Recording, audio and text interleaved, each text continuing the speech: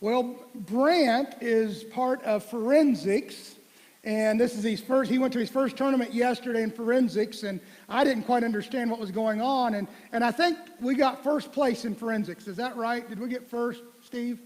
First? And I asked Brant, I said, so what do you do? And he was explaining the two different types of speeches he gives. And he says, well, you draw out of a hat, and you got so many minutes to come up with something. I said, has it got to be the truth? He's like, no, you just got to make it believable.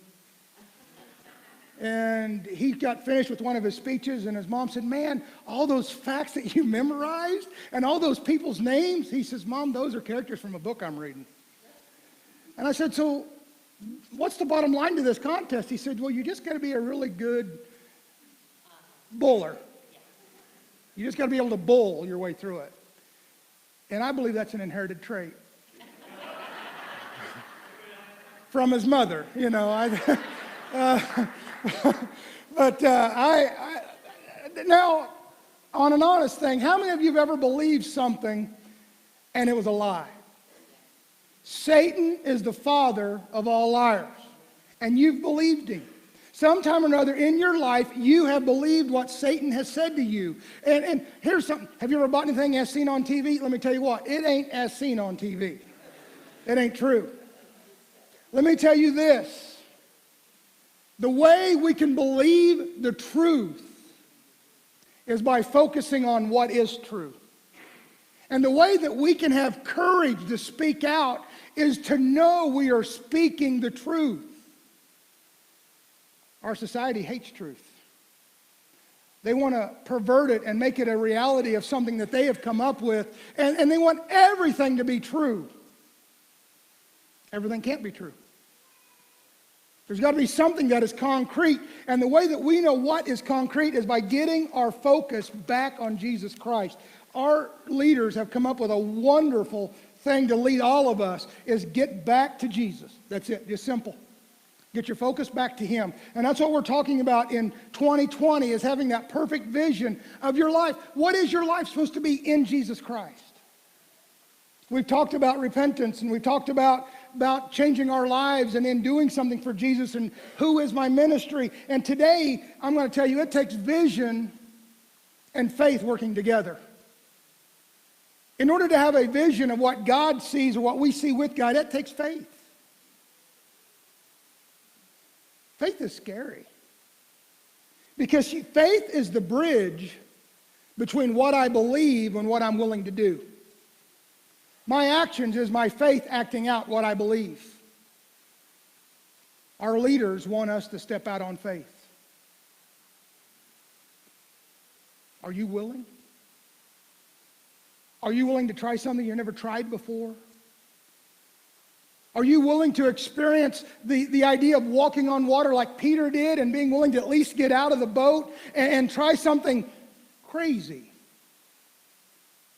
Because that's what the people are going to call you. You're just crazy. Maybe crazy enough to sign up for Men's Encounter. Wouldn't that be crazy? Maybe crazy enough to start praying for those men around you, to maybe crazy enough to ask somebody to go to Men's Encounter. Maybe crazy enough right now to saturate the Women's Encounter in prayer and just anticipating what God's going to do. Maybe starting right now praying for the If Gathering in February and expecting what is God going to do. Maybe it's the time right now that we step out on faith and say we're not going to quit. We're not going to believe the lie.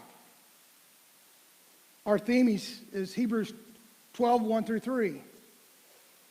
Since we have such a great cloud of witnesses surrounding us, fix your eyes on Jesus. While you're fixing your eyes on Jesus, consider him who withstood opposition from sinful people, who stood up and would not bend, he would not bow, and he would not break. I want that kind of faith. 2 weeks ago, we talked about Hebrews 10, 24 and 25, how we need to encourage each other to stay faithful. Find ways to spur one another on. I've been in ministry 20-some years, and one of the things that I find fascinating is when there's laughter in a church, there's fellowship. And when you can pull and tug on each other and make jokes. You know what? You're not coming in with your feelings on your sleeve just waiting for somebody to tick you off so you have an excuse to stay home. It's family. Maybe crazy enough that you do want to sign up for a small group and start going to a small group. Maybe crazy enough to maybe volunteer to teach a Sunday school class. Or maybe crazy enough to go on a mission trip with these wonderful, fine young adults. I got that out without even laughing. I'm afraid. As a joke, but let me tell you what. Have you noticed every week we've had different youth getting up here telling us about the trip they're going on? I am impressed and I'm excited. And you get to be part of that. You get to be part of raising the next generation of leaders. You get to be part of seeing what the church is going to do in just a few short years. Cade College is 4 years. Oh, wait a minute. Cade College is 7 years. I forgot you're Lucas's son. And then you're out. I mean, your youth is fading fast. Pretty soon, he will be the one up in front of a church leading. You get to be part of that. That's awesome. We talked about last week about how that we are not of those who stand back. I like the communion meditation today. Keep going. Keep fighting. And that's what it says. We are not of those. And the reason we need to go back to this is Hebrews was not written in chapter and verse form. It was one letter. I want to challenge you to take a block of time and read the book of Hebrews.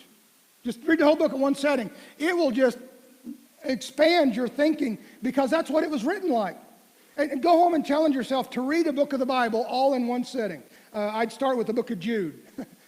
It's one chapter, so that might get you there. But just start and read, because what you see is, he says this in verse 39 of chapter 10, but we are not of those who shrink back or are undestroyed, but we are of those who have faith and are saved. Then he goes on into Hebrews 11, now faith is the confidence of what we hope for and the assurance of what we have not seen. The word confidence is also translated in other places. That same Greek word is translated conviction. Now, faith is what I know to be true and what I am hoping for. And here we are the church of hope, and that's what we're telling our society and our community. Norton Christian Church, the place you're going to find hope. You cannot have hope without faith. It doesn't work that way. He goes on to say, this is what the ancients were commended for. Verse 2 goes with Hebrews 12, verse 1. Since we are surrounded by such a great cloud of witnesses. This church has already performed 2 funerals this year already. Daryl has performed one, I performed the other one.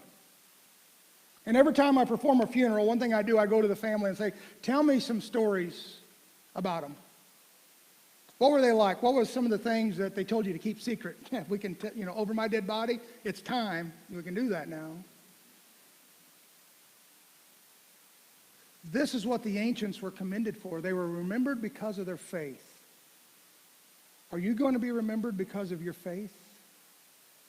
Are you going to be remembered as the parents who said, yes, we can go, but first we got to go to church? Yes, we can do that, but first we're going to give to this need. Or yes, we can do that, but first God. Is that what you're going to be remembered for? By faith, we understand that the universe was formed at God's command so that what was seen was made by what was not seen. Let me tell you this. There are people today that believe that you came from an explosion. Now, all these gases, now when you think about this, all these gases collided, but they don't tell you where the gases came from.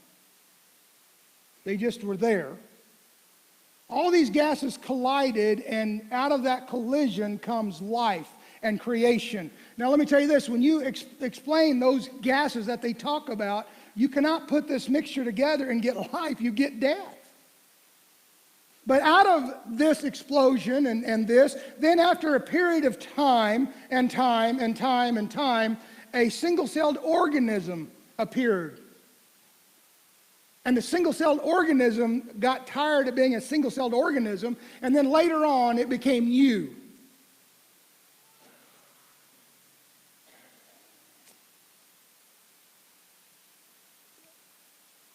They were commended because we believe that God created us. And that takes faith.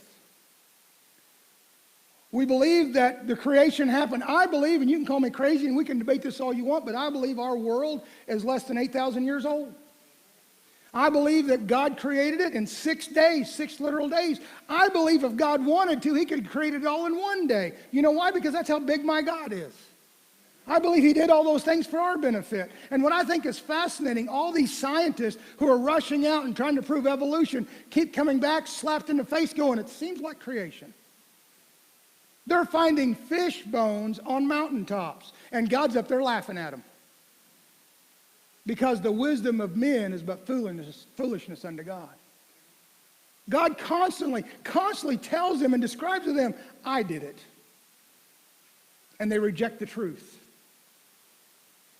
Not only do we have to have eyes to see, but we got to have ears to hear.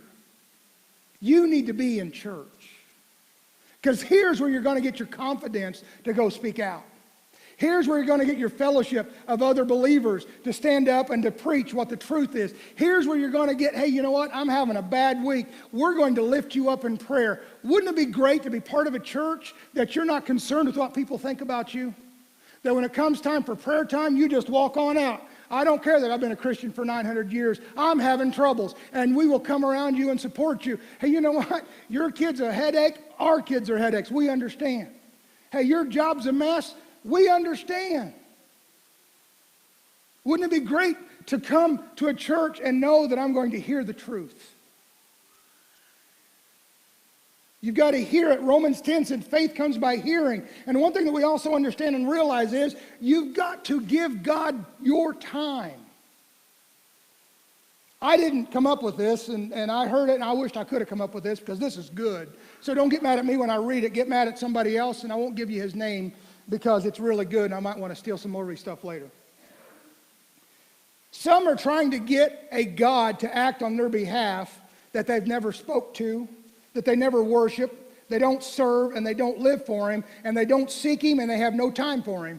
But yet, when it comes time for their troubles, they ask him to step in and help, and when he doesn't, they have the obligation to have an attitude. Now, are you living by faith? Is serving and worshiping God a priority in your life? You see, here's where decisions will be made. At the end of today, you will decide, well, do I believe Jesus or not? Do I believe him for salvation or not? Do I believe he's going to take care of my life or not? Do I trust him with my life or not?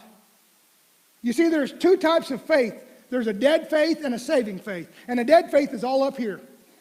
You can know all the answers, you can quote all the scriptures, but it doesn't get any farther than right here. It's all head knowledge. There's nothing you can do with head knowledge. We come and absorb and absorb and absorb, and that's all we do. What do you do with it? That's intellectual faith. It's needed, but you need saving faith. Once you have it here, it needs to slide down and get to here. And when it gets to here, then it gets to here, and you've got to go do something because of your faith. A saving faith is an active action. I got to tell somebody. And I like this poem. The faith of the head is the faith that is dead. The faith of the heart is the better at part.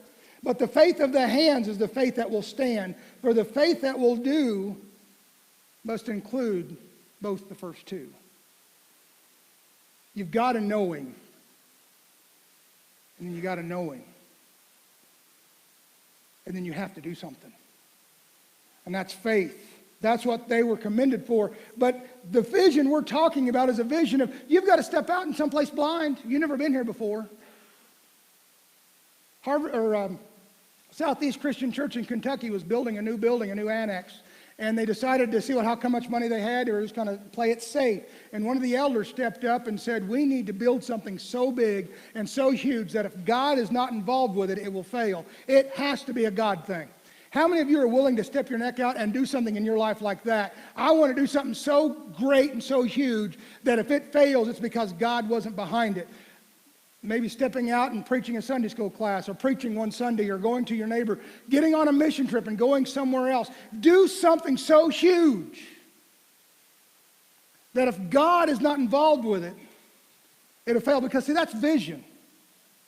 Philip Yancey says this: faith means trusting in advance what will only make sense in reverse. I've got to trust Him now. And then when I look back, I can see it makes sense. But see, here's the problem on trusting God. Things die when we trust God. While we're waiting on God, sometimes things die. Remember the story of Lazarus and Mary and Martha?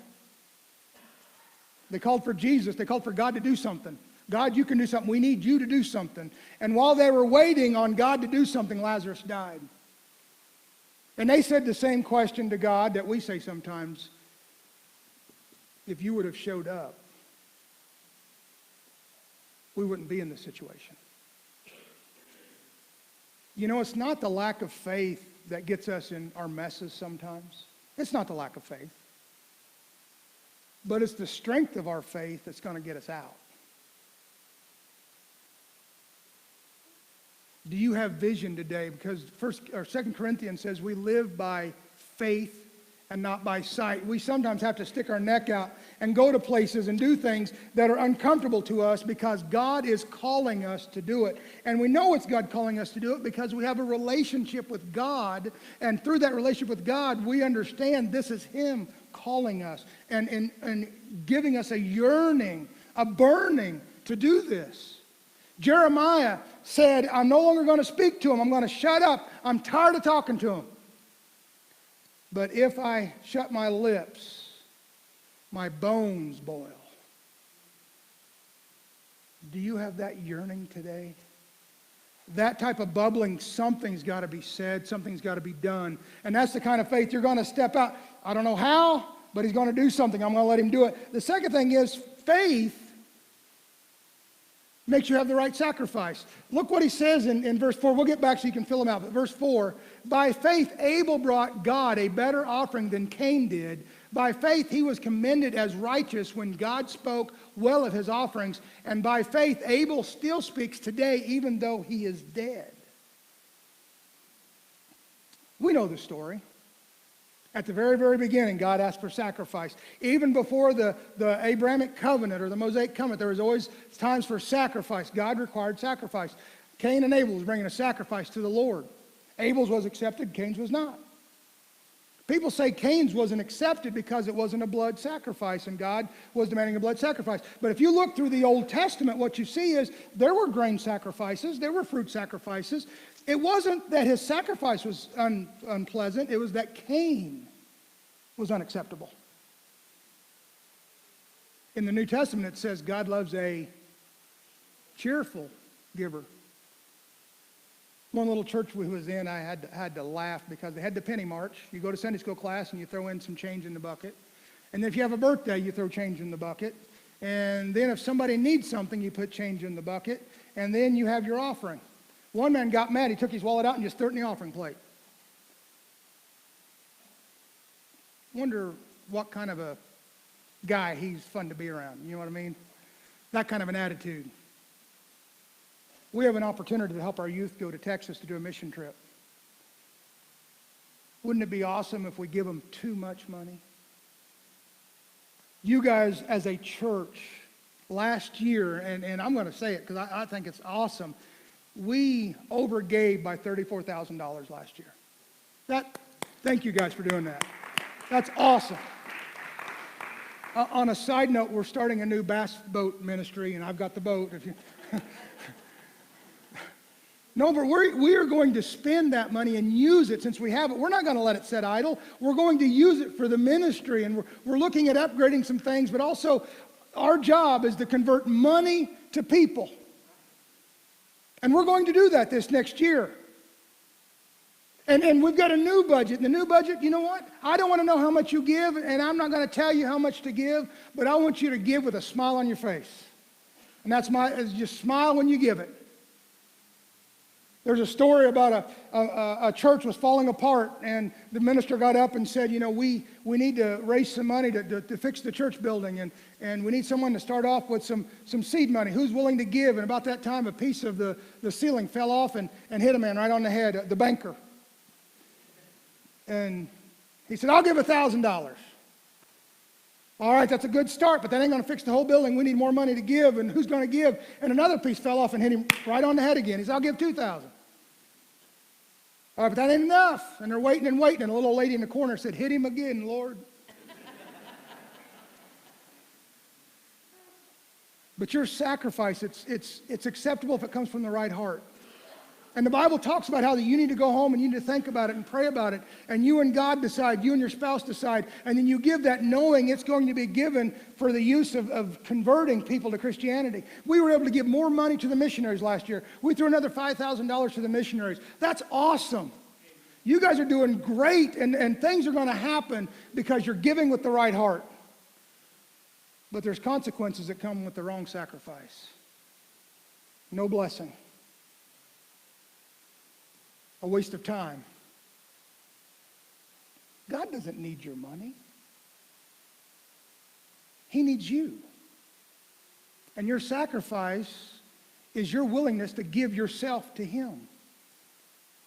And that takes faith. We grew up poor, and I've seen people give my dad money for the family, and I've seen him turn right around and put it in the offering plate. Someone else needs it more. Well, I'm eating gravy on 10-cent loaf toast that week. I'm going, we could have went to the grocery store. I had a bad attitude. Now, one of my favorite meals today is milk gravy on bread. Sitting there, Dad used to buy cheap ham hocks by the pound, pounds of them. Ham and beans for a week. Keeps the body motivated. Yeah. Whew. I didn't know there's any other part of the pig you could eat, but that and the liver.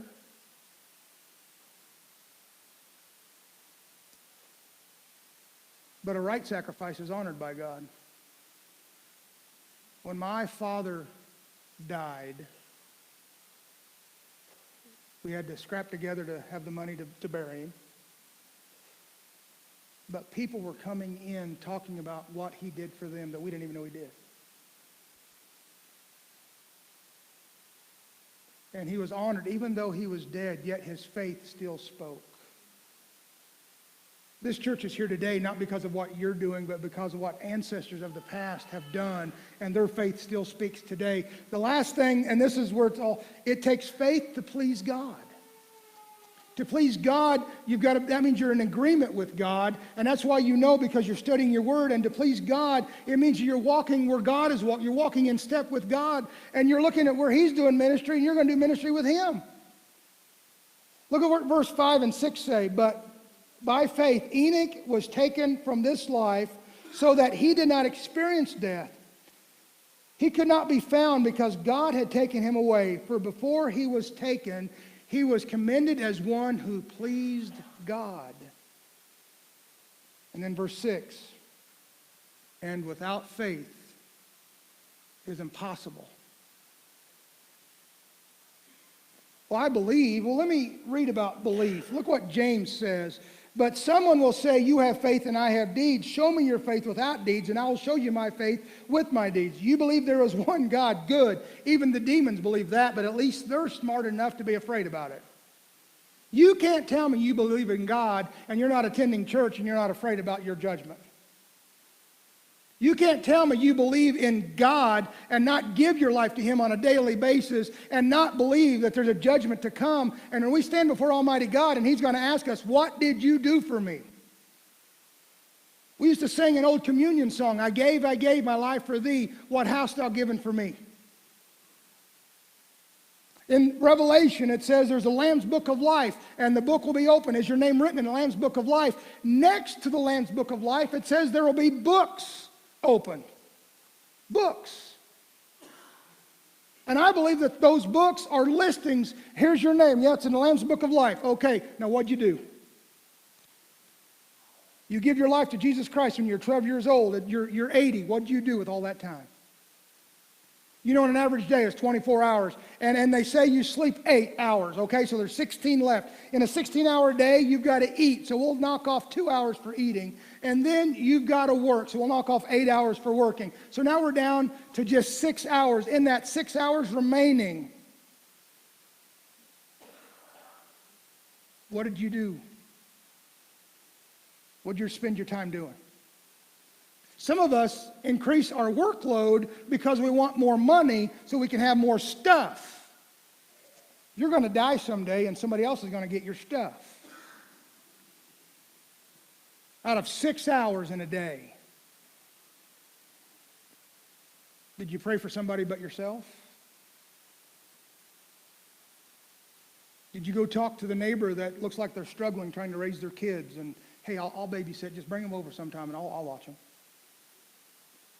Did you research what's going on in another country and how Christians are dying daily? Nigeria is terrible. Do you realize that right now they say there's a 1040 window in missions? Anybody ever hear the missionary 1040 window? It's 10 degrees longitude and 40 degrees whatever, and it's the only place left in the world that's not heard the message yet. They have not heard the message of Jesus Christ. Jesus says he's coming back when all have heard. We're down to a little part of Africa and a little part of India. That's it. We support Bible translators, and they go in and they learn these languages, and then they translate the language to the Bible. I support a friend of mine, and it's Pioneer Bible Translators, and they will go into a culture, and a lot of times they've got to pave the road into these places. There's no way to get in. And they get in with the people. They learn their words. They've got to, okay, what's this? And they learn what it is. And then they translate. Then they write a Bible in their language. You don't do that overnight. We need more people doing this. I also was given a Bible, and it was 20-some years ago, and it was an MP3 player this big and about that wide. It looked like a small radio. It was solar powered and had a wind-up on the side of it. One of the very first MP3s. I mean, it was huge. But what it was 150 languages of the New Testament. And they could give this to missionaries. You don't have to charge the batteries. Solar powered or wind up. And this was 20 years ago. The church was ahead of everyone else doing this stuff. And on that one piece, you could give that to missionaries. They had 150 languages of the New Testament. So what are you doing? What are you involved with? Without faith, it is impossible. Impossible. The word impossible means powerless. Your belief is powerless if you don't have action. The power behind your action, well, that's called faith. Our faith tells us that our hope will not disappoint us. So why do you go ahead and step out and say something? Because your faith.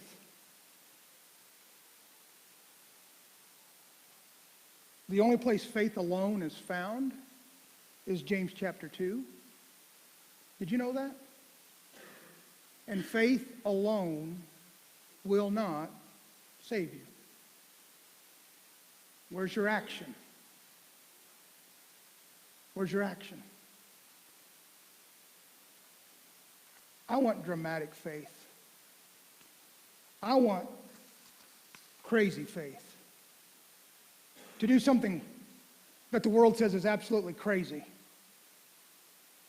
When I went to Bible college, I already had a job and I already had finished my degree in the diesel mechanics, and I was making money. I was moving up the ladder. It was great. I already finished school and I had it all paid off. I didn't know a dime. And a couple of elders from my home church, Redbreast Christian Church, said, Nate, you've got a big mouth and you need to use that for the Lord. I took that as a calling. But I was going to go to Bible college, but it was in St. Louis, Missouri. Do you realize they don't sell banjos in St. Louis? There's nowhere to get milk gravy and toast. There's nowhere to get good ham and beans in St. Louis. I didn't fit in St. Well, I'll go for 2 years. I'll get an associate's degree, and I'll work on a youth ranch. And that's what I'm going to do for Jesus. But to preach, that's crazy. That's crazy. 26 years later, as I stand before you guys, you know what I say about me preaching? That's still crazy. Red Brush Christian Church needed to build a new building. They outgrew their old building. And the amount of money they needed, one of the elders, Mr. Mills, said that amount of money is not in Clay County, Illinois. I went to the ordination of the new building. I got to be part of the service. And we're sitting in this huge building, and he's sitting there going, Nate, he said, 4 years ago I told you this was impossible. I am standing in the building, and it's impossible. But they stepped out on faith. They did something crazy because of faith. In your bulletin, you see this. I want you to fill that out. By faith, Norton Christian Church will do what?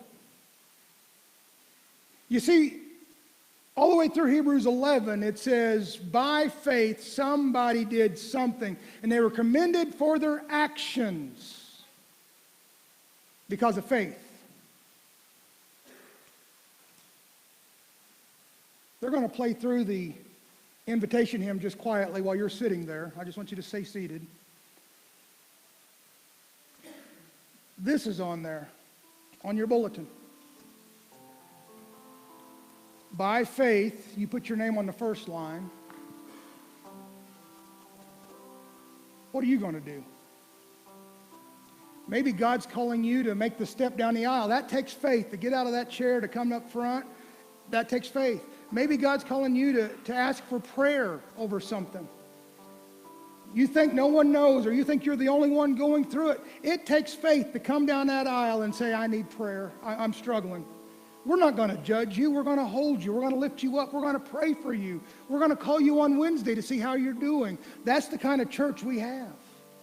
You don't have to be afraid to come up front. I don't care if you've been a Christian for 30 years. You still struggle. Maybe God's telling you to do something crazy. Just take a few minutes and pray to your God and say, Lord, what is it that you're wanting me to do? Then after a time, they will lead us in the invitation hymn.